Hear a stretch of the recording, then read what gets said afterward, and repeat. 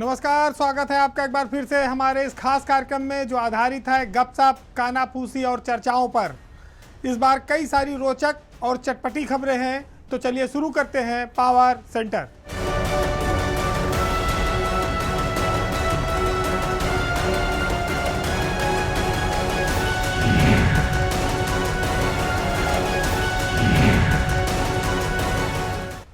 भाजपा में पार्टी और सरकार के भीतर दो अलग अलग तरह के विवाद चल रहे हैं। खास तौर से भाजपा के संगठन में उनके साथ जो लोग सहयोगी दल हैं वहाँ तो उनको कोई शिकायत नहीं है, लेकिन सरकार में मंत्री के तौर पर अपना दल के आशीष पटेल इन दिनों सरकार के अफसरों पर ही काफ़ी ज़्यादा नाराज है। वैसे सियासत में ये कहा जाता है कि ये सियासत है, माहौल बनाए रखिए, दिल मिले न मिले लेकिन हाथ मिलाए रखिए। लेकिन इतने के बाद भी अब हाथ मिलाने तक की और देखने तक की नौबत नहीं रह गई है, क्योंकि आशीष पटेल का जो विभाग है तकनीकी शिक्षा विभाग, उसमें जो प्रमोशन का मामले ने तूल पकड़ा है और ख़ास तौर से पल्लवी पटेल जिस तरह से इस मामले को हवा दे रही हैं, उससे आशीष और अनुप्रिया दोनों बेहद आहत हैं। वो इस मामले को लेकर दिल्ली दरबार में लगातार शिकायतें कर रहे हैं। हालांकि आपको मालूम होगा कि जो तकनीकी शिक्षा विभाग में 177 प्रवक्ताओं को प्रमोट करके विभागाध्यक्ष बनाया गया, जिसमें पॉलिटेक्निक के प्रधानाचार्य के पद शामिल हैं, उसको लेकर ये आरोप लगे कि ये मामला सीधी भर्ती का था, लोक सेवा आयोग का था, इसको प्रमोशन से नहीं भरना चाहिए था, कि ये AICTE के नियमों का उल्लंघन है और इससे आरक्षण की प्रक्रिया भी बाधित हुई है। लेकिन चूंकि जीजा से रंजिश पुरानी थी, तो जब मौका मिला कि उनके विभाग में कोई भ्रष्टाचार हुआ है, कोई विवाद हुआ है, तो फिर पल्लवी पटेल उसको लेके विधानसभा से लेके धरना से लेके हर जगह पर उन्होंने इस पर शोर मचाया। वो राजभवन भी तो पहुंच गई हैं और इस पूरे मामले की CBI जांच की मांग कर रही हैं। हालांकि आशीष पटेल इस मामले में खुलेआम हर जांच को तैयार हैं। वो कहते हैं कि सरकार मेरी जितनी चाहे जांच करा ले, CBI से जांच करा ले, STF से करा ले और अफसरों से करा ले, मैं उन सब के लिए तैयार हूँ। लेकिन मेरे ऊपर जो कीचड़ उछाला जा रहा है वो कुछ अफसरों के इशारे पर उछाला जा रहा है। समस्या इस बात की है कि अगर कोई घोटाला हुआ प्रमोशन में, तो उस घोटाले के खिलाफ राज्य सरकार ने अभी तक मुंह नहीं खोला है। उसको चाहिए कि वो इस मामले में कोई हाई लेवल कमेटी गठित कर दे और जांच करा दे। इससे आशीष पटेल भी, उनके सामने जो उनके दावे हैं उनकी भी सच्चाई पता लग जाएगी और जो उनके ऊपर आरोप लग रहे हैं उनमें भी स्पष्टता आ जाएगी। लेकिन सियासत में तमाम सारे ऐसे षड्यंत्र होते हैं जो सड़क पर बैठकर नहीं होते, राजमहलों में बैठकर होते हैं। उन्होंने ये भी साफ कहा है कि अगर सरकार चाहे तो मुझे बर्खास्त कर दे, मेरी और मेरी पत्नी की संपत्ति की जांच करा ले। वैसे भी आपको मालूम होगा कि जो अनुप्रिया पटेल हैं, उन्होंने मंत्री बनने के बाद योगी सरकार में 69,000 शिक्षकों की भर्ती में जो आरक्षण को लेकर पिछड़ों और दलितों के साथ अन्याय की बात बोली थी, वो एक टसन, एक दूरी आज भी चली आ रही है। इस मनमुटाव की परिणति क्या होगी, इसका रिजल्ट क्या होगा, इस पर भी सरकार अभी मौन है। दिल्ली से भी अभी तक कोई इशारा ऐसा नहीं मिला है कि इस पर कोई पटाक्षेप होगा या कोई जांच होगी। तो एक राजनीतिक ऐसी लड़ाई है जिसमें सामने से कौन लड़ रहा है ये स्पष्ट नहीं है। वैसे मैं आपको बता दूं कि सूचना विभाग के निदेशक शिशिर के लिए जिस तरह से मंत्री ने बोला है, शिशिर के पूरे जीवन काल में, उनकी नौकरी के दौरान वो कभी षड्यंत्रों वाले अफसर के तौर पर उनकी कोई पहचान नहीं रही है। शिशिर सिंह एक सामान्य और मिलनसार अफसर के तौर पर वो उत्तर प्रदेश में जाने गए। सूचना विभाग में लंबे समय से काम करने के दौरान भी उन्होंने सबको साथ लेकर चलने की जो कला दिखाई, वो सूचना विभाग को विवादों से बचाती रही है। शिशिर सिंह एक सरल स्वभाव के सामान्य अफसर के तौर पर योगी की जो निकट की कैबिनेट है उसमें एक छोटी पहचान रखते हैं। उनके ऊपर जिस तरह से मंत्री हमले बोल रहे हैं वो आरोपों से बहुत परे है, वो कल्पना से भी परे है और इसकी सच्चाई को भी लोग स्वीकार नहीं कर पा रहे हैं। लेकिन आशीष पटेल बार बार उनको ही क्यों टारगेट बना रहे हैं, ये अपने आप में बड़ा सवाल है। ये कहीं भी अभी तक साबित नहीं हुआ है कि आशीष पटेल के खिलाफ सूचना विभाग द्वारा कोई षड्यंत्र किया गया है। लेकिन वो एक मंत्री, एक कैबिनेट का मंत्री, गठबंधन का नेता किस आधार पर बार बार ये आरोप लगा रहा है, इसकी सच्चाई अभी तक कोई सामने नहीं आई है। आज हम आपको एक ऐसी खबर से रूबरू कराएंगे जो देश के विभिन्न राज्यों के मुख्यमंत्रियों की संपत्तियों पर एक रिपोर्ट आई है। आजकल मुख्यमंत्रियों की संपत्ति कितनी है, कौन सा मुख्यमंत्री कितना अमीर है, कितना गरीब है, इसको लेकर जनता में काफ़ी उत्सुकता और जागरूकता भी रहती है जानने की। इस समय देश में विभिन्न राज्यों और केंद्र शासित प्रदेशों में लगभग 31 मुख्यमंत्रियों के बीच एक सर्वे हुआ है और उस सर्वे में 31 मुख्यमंत्रियों की संपत्ति कितनी है, बड़े से लेकर छोटे तक, उस पर एडीआर ने एक रिपोर्ट देश में जारी की है। इस रिपोर्ट में जो सबसे ज़्यादा संपत्ति के मालिक हैं वो आंध्र प्रदेश के मुख्यमंत्री चंद्रबाबू नायडू हैं और देश की जो सबसे गरीब मुख्यमंत्री हैं वो पश्चिम बंगाल की मुख्यमंत्री ममता बनर्जी हैं। तो आंध्र प्रदेश के मुख्यमंत्री चंद्रबाबू नायडू के पास संपत्ति के मामले में सारे मुख्यमंत्रियों से ज़्यादा पैसा है। देश में एक संस्था है ADR, association for democratic reform, उसकी एक रिपोर्ट जारी हुई है जिसने राज्यों के मुख्यमंत्रियों की संपत्तियों की सर्वे किया है। इस सर्वे में महाराष्ट्र के मुख्यमंत्री देवेंद्र फडणवीस से लेकर उत्तराखंड के मुख्यमंत्री पुष्कर सिंह धामी और झारखंड के मुख्यमंत्री हेमंत सोरेन, भगवंत मान, नीतीश कुमार और उत्तर प्रदेश के मुख्यमंत्री योगी आदित्यनाथ का नाम भी शामिल है। आंकड़े बताते हैं कि जो चंद्रबाबू नायडू हैं उनके पास 933 करोड़ की संपत्ति है और वो देश के सबसे अमीर मुख्यमंत्रियों में पहले नंबर पर हैं। दूसरे नंबर पर देश के पूर्वोत्तर के राज्य अरुणाचल प्रदेश एक छोटा सा राज्य है, लेकिन वहाँ के मुख्यमंत्री जो हैं पेमा खांडू, वो संपत्ति के मामले में देश के दूसरे मुख्यमंत्रियों को पीछे छोड़ते हैं। उनके पास 332 करोड़ की घोषित संपत्ति है। तीसरे नंबर पर कर्नाटक के मुख्यमंत्री हैं सिद्धारमैया। सिद्धारमैया के पास 51 करोड़ की संपत्ति है और वो देश के तीसरे अमीर मुख्यमंत्रियों में हैं। चंद्रबाबू, पेमा खांडू, सिद्धारमैया, 1, 2, 3 ये लाइन से अमीर मुख्यमंत्रियों की सूची है। नीतीश कुमार के पास 1 करोड़ 64 लाख की संपत्ति है और यूपी के सीएम आदित्यनाथ के पास 1 करोड़ 54 लाख है की संपत्ति है। तो जो राजनीतिक जीवन में हम लोग शुचिता, सादगी और ईमानदारी की बात करते हैं, उसमें कई सारे राजनेताओं के पास बहुत अधिक संपत्ति होना इस बात को दर्शाता है कि वो सियासत के साथ साथ विभिन्न और व्यवसायों से भी पैसा कमाते हैं।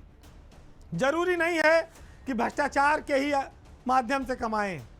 तो आज के दौर में जो मुख्यमंत्री के पद पर बैठे हुए व्यक्ति हैं, अगर वो चाहें तो 1500 करोड़ रुपया कमाना साल भर में उनके लिए कोई बहुत बड़ी बात नहीं है, कोई कठिन काम नहीं है। मुख्यमंत्री चूंकि राज्य का मालिक है, वो जो निर्णय करेगा वो अंतिम होगा और वो जहाँ चाहे वहाँ भ्रष्टाचार के उसके लिए अवसर हैं और कई मुख्यमंत्री भ्रष्टाचार के आरोपों से घिरे भी रहे हैं। लेकिन ध्यान देने वाली बात यह है कि जिन मुख्यमंत्रियों के पास पैसा नहीं है या उनकी घोषित संपत्ति कम है, वो कुछ होशियार भी हो सकते हैं, क्योंकि आज के ज़माने में नेता ये जानते हैं कि घोषित संपत्ति ज़्यादा होगी तो ज़्यादा लोगों की निगाह होगी, जांच भी हो सकती है। तो ऐसे में जो लोग चालाक हैं वो अपने भाई, भतीजा, रिश्तेदार, दोस्त इनके नाम पर भी पैसा लगाते हैं, बनाते हैं और कमाते हैं। क्योंकि जब पद चला जाता है तो यही सब चीज़ें अप्रत्यक्ष रूप से उनके काम आती हैं। आज के जिस दौर में सियासत चल रही है उस हमाम में कितने ऐसे लोग हैं जो कपड़े में हैं, बाकी अधिकतर लोग नंगे हैं। और नंगे वो किसी न किसी के सामने हैं जिनके साथ उनके व्यावसायिक संबंध भी हो सकते हैं, उनके साथ दोस्ती के संबंध भी हो सकते हैं और रिश्तेदारी के संबंध भी हो सकते हैं।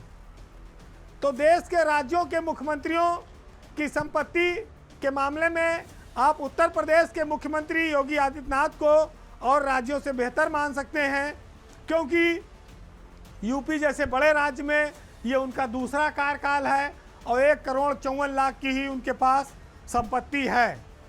तो स्वाभाविक है कि उनकी संपत्ति में कोई बहुत बढ़ोतरी नहीं हुई है।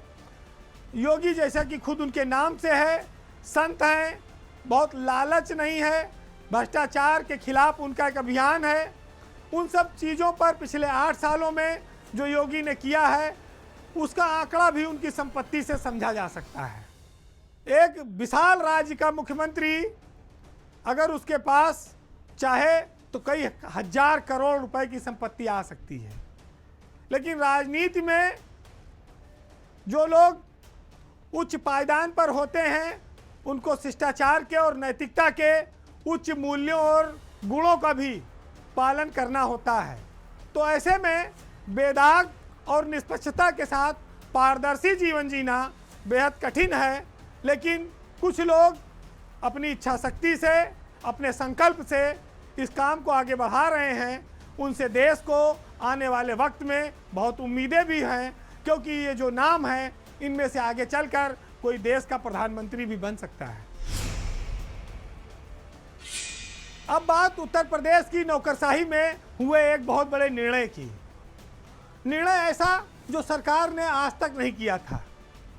बात पिछले दिनों उत्तर प्रदेश की नौकरशाही में जो बहुत बड़े परिवर्तन हुए उसमें उस परिवर्तन की जिसमें संजय प्रसाद का नाम शामिल है। संजय प्रसाद ने 9 महीने के बाद सरकार में बहुत धमाकेदार वापसी की है। वो 1995 बैच के IAS अफसर हैं।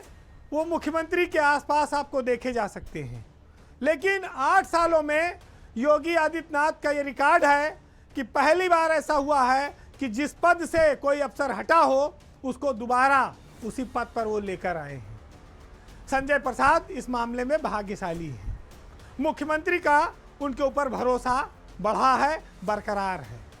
लेकिन चूंकि संजय प्रसाद को लोकसभा चुनाव के दौरान गृह विभाग से हटाया गया था, सरकार की इच्छा के विरुद्ध हटाया गया था, बिना किसी कारण हटाया गया था, उसके बाद से ये माना गया था कि उनकी वापसी होगी। लेकिन जब लोकसभा चुनाव बीत गया और कोई हलचल नहीं हुई, दीपक कुमार अपने पद पर बने रहे, तो ऐसा लगा कि संजय प्रसाद अब खाली मुख्यमंत्री के प्रमुख सचिव और सूचना विभाग के बनकर रह जाएंगे। लेकिन साल शुरू होते ही एक नया धमाका हो गया और संजय प्रसाद यूपी की ब्यूरोक्रेसी में फिर उसी तरह से ताकतवर बनकर उभरे जैसा वो लोकसभा चुनाव के पहले 9 महीना पहले थे। वो एक काबिल अफसर हैं और वो उन्होंने पहले भी इस महकमे को चलाकर दिखाया है। संजय प्रसाद के साथ नए साल में कुछ और अफसरों का भविष्य भी उदय हुआ है, जिसको आप शानदार और धमाकेदार वापसी कह सकते हैं। आपको याद होगा 1992 बैच के IAS अफसर हैं, ACS रैंक के हैं, राजेश कुमार सिंह 5 महीने से वेटिंग में थे। सरकार ने उनको दोबारा से अब फिर स्थान दिया है। हालांकि राजेश सिंह के कद के मुताबिक होमगार्ड जैसा विभाग नहीं है, लेकिन फिर भी एक उनकी गाड़ी थोड़ी सी चली, थोड़ी सी खिसकी है, जो बर्फ थी वो थोड़ी पिघली है। राजेश सिंह के साथ साथ एक और बहुत आश्चर्यजनक फैसला हुआ है अनिल सागर को लेकर। वो 1 महीना भी वेटिंग में नहीं रहे, औद्योगिक विकास से उनको बड़े बेआबरू होकर हटाया गया था। उनके ऊपर हाईकोर्ट की टिप्पणी आई थी, बहुत शोर मचा कि वो भ्रष्टाचार में लिप्त हैं, वो कई सारे नोएडा के बिल्डरों के साथ उनकी साठगांठ है। इतना सब होने के बाद 1 महीने के भीतर उनकी वापसी शासन में हो गई। अनिल सागर से किसी की कोई नाराजगी नहीं है, लेकिन योगी सरकार में इतने गंभीर आरोपों पर इतनी जल्दी वापसी होना लोगों को हैरत में डालता है। लोग सोच रहे हैं कि कौन सा जुगाड़ सेट हुआ कि मुख्यमंत्री तुरंत मान गए। किस्मत वाले तो आलोक कुमार भी साबित हुए हैं, क्योंकि जिस अफसर को चिकित्सा शिक्षा विभाग से कई 100 करोड़ के एक मामले में आरोपित बनाकर हटाया गया था, उस अफसर को 11 विभागों का प्रमुख सचिव बनाया गया। और वहाँ से भी पेट नहीं भरा तो अब इंडस्ट्री, औद्योगिक विकास बहुत बड़ा महकमा है जो सरकार की छवि को चमकाता है, उस पर अब आलोक कुमार की नियुक्ति हुई है। और वो भी ऐसे नहीं, आलोक कुमार नोएडा, ग्रेटर नोएडा, यमुना अथॉरिटी, यूपीडा, सीडा जितने हैं, इनके तो बॉस होंगे ही होंगे। उनके पास पहले की तरह एमएसएमई भी रहेगा, यानी कि जो लघु उद्योग विभाग था पहले, और उसके साथ साथ खेल कूद स्पोर्ट्स विभाग भी रहेगा। तो इस समय कद आलोक कुमार का बहुत बढ़ा हुआ है। कौन सी उनके पास ऐसी व्यवस्था है, इसको लेकर ब्यूरोक्रेसी के बहुत सारे अफसर खोज करने में जुटे हैं। कुछ फैसले ऐसे होते हैं जो किसी के चमकने पर लोगों का ध्यान खींचते हैं कि भाई ये बुझा हुआ सितारा अचानक से कैसे चमकने लगा, कहाँ से इतनी रोशनी आ गई, दिए में इतना तेल आ गया। तो ये चीज़ें दर्शाती हैं कि कुछ तो जो है चमत्कार होता है, और चमत्कार पर विश्वास करना पड़ता है। अब ये ज़रूर है कि सबको वो रास्ता नहीं पता है कि वो उस गुरु, ऋषि, महात्मा, महापुरुष के पास पहुँचें जो चमत्कार कर सकता हो। अपने यहाँ जब काफ़ी सारे लोगों को खुश करना होता है तो फिर प्रसाद बांट दिया जाता है। इस बार योगी सरकार ने भी अपने मंत्रियों को खुश करने के लिए काफ़ी बड़ी संख्या में प्रमुख सचिवों के तबादले किए हैं। जो मंत्री अपने अपने प्रमुख सचिवों से असहज थे, नाराज थे, दुखी थे, परेशान थे, उन सबको प्रसाद बांटा गया। जो लोग ये शिकायत लेकर लखनऊ, दिल्ली, बम्बई जहाँ जहाँ दौड़ते थे कि साहब हमारा तो विभाग में कुछ चलता नहीं है, हमारे प्रमुख सचिव तो कुछ सुनते नहीं हैं, ये जो विवाद था मंत्रियों और अफसरों के बीच, ये चरम पर पहुंच चुका था। अब उस विवाद में मुख्यमंत्री योगी आदित्यनाथ ने हर मंत्री के विभाग के लगभग प्रमुख सचिव बदल दिए, लेकिन कहते हैं ना कि आसमान से गिरे और खजूर पे अटके। तो एक से एक नाम वाले लोग, जो एक पहले कुख्यात था उससे भी बड़ा, आपके यहाँ बैठा दिया। तो विभागीय कामकाज जिस पर अभी तक मंत्री कहते थे तो नहा कड़ंगा लग रहा है, कुछ हो नहीं रहा है, काम लटकाते हैं, तालमेल नहीं बन पा रहा है, उनकी शिकायतों का निपटारा तो हुआ, लेकिन निपटारा इस कदर हुआ कि दर्द कम होने के बजाय बढ़ गया। यानी कि डॉक्टर ने ऐसी दवा दे दी कि भाई आपको थोड़ी बहुत लगेगा कि राहत हो रही है, लेकिन थोड़े दिन बाद वो तकलीफ और बड़ी नज़र आएगी। यूपी सरकार में जो अभी बीते दिनों एक बहुत बड़ा प्रशासनिक फेरबदल हुआ है, अगर आप देखें तो दयाशंकर मिश्रा दयालु के यहाँ से प्रमुख सचिव बीना कुमारी मीना को हटाया गया है, वो आयुष विभाग में थी। दयाशंकर सिंह जो परिवहन मंत्री हैं, जेपीएस राठौर जो सहकारिता मंत्री हैं, इन सब के विभाग के अफसरों को हटाया गया है। नरेंद्र भूषण जो अभी तक पंचायती राज में थे, ओम प्रकाश राजभर जिनकी कई बार शिकायतें लेकर जा चुके थे, उनको हटा दिया गया है। उनकी जगह पर अनिल कुमार को पंचायती राज विभाग का चार्ज दिया गया है। संजय कुमार किसी मंत्री या उसकी शिकायत से नहीं हटे हैं, सरकार की नाराजगी को लगातार वो झेल रहे हैं। वो पीसीएफ के एमडी थे, सचिव रैंक के अफसर हैं, वैसे भी डाउनग्रेड पद पर थे, लेकिन वहाँ भी अब वो नहीं रहने पाए, उनको एक महत्वहीन जगह सार्वजनिक उद्यम विभाग का डीजी बनाकर भेजा गया है। सीबी सिंह जो ट्रांसपोर्ट कमिश्नर थे, उनको अब माध्यमिक विभाग का सचिव बनाया गया है। ये शोर मचता था दयाशंकर को लेकर कि भाई उनके विभाग में बड़ा भ्रष्टाचार है। दयाशंकर ये कहते थे हमारी तो कोई सुनता नहीं, अफसर लोग जो कर रहे हो। अब तो ट्रांसपोर्ट कमिश्नर हटा दिया गया है। लेकिन ज़्यादा खुश होने की ज़रूरत नहीं है। ब्रजेश नारायण सिंह नए ट्रांसपोर्ट कमिश्नर बनाए गए हैं, जो सहकारिता में थे। जेपीएस राठौर के साथ 36 का आंकड़ा चल रहा था निबंधक सहकारी समितियां का, और एमपी अग्रवाल भी जो प्रमुख सचिव कोऑपरेटिव थे जेपीएस राठौर के यहाँ, वो भी बेचारे लौट के वापस उच्च शिक्षा विभाग में भेज दिए गए। सबसे ज़्यादा नुकसान तो उन्हीं का हुआ। ब्रजेश नारायण सिंह तो सीधी लड़ाई में थे मंत्री के साथ। तो दयाशंकर और इस बात को लेकर बहुत मुतमईन ना हो कि रास्ता निष्कंटक हो गया है। सीबी सिंह से भी बड़ा एक व्यक्ति आपके यहाँ भेजा गया है, ब्रजेश नारायण सिंह। अभी आने वाले एक आध महीने में आपको पता लग जाएगा। तो आप देखिए कि सरकार ने कांटे से कांटा निकाल दिया है कि बहुत तकलीफ है आपको, भाई आपका प्रमुख सचिव हटा देते हैं। वहाँ उससे भी बड़ा कैड़ा आदमी लगा देते हैं, चलो आओ तुम निपटो। तो रात में जब तबादला सूची जारी हुई तब ये मंत्री लोग गदगद हो गए कि हमारा प्रमुख सचिव और हमारा विभागाध्यक्ष निबंधक हट गया, ट्रांसपोर्ट कमिश्नर हट गया, अब रहेगा मामला। लेकिन जब उनकी जगह नई तैनाती हुई तब लोगों को समझ में आया कि ये तो और नई मुसीबत आई गई। 6 महीना साल भर इसके खिलाफ बोले कि यहाँ से किसी तरह से हटाओ हटाओ हटाओ, अब फिर 6 महीना साल भर नया मोर्चा लो। धीरे धीरे सरकार का कार्यकाल बीत रहा है। तो पूरा टाइम जब लड़ाई में चला जाएगा तो मज़ा कब लेंगे, आनंद कब आएगा। तो ये मंत्रियों को परेशानी उनकी कम नहीं हुई है, खुशी थोड़ी देर के लिए है, फौरी है, और थोड़े समय में ही ये खुशी गम में, मातम में, दुख में तब्दील हो जाएगी और फिर वही प्रक्रिया शुरू हो जाएगी कि हमारा प्रमुख सचिव हटाओ। तो गुड गवर्नेंस, विकास और बहुत सारे उपलब्धियों की बात करने वाले लोग इस लड़ाई में क्या हासिल कर पाते हैं, प्रदेश का फ़ायदा क्या होता है, इस बात को अच्छी तरह जान लें, क्योंकि ये सब बहुत सारी बातें बाहर नहीं आ पाती हैं।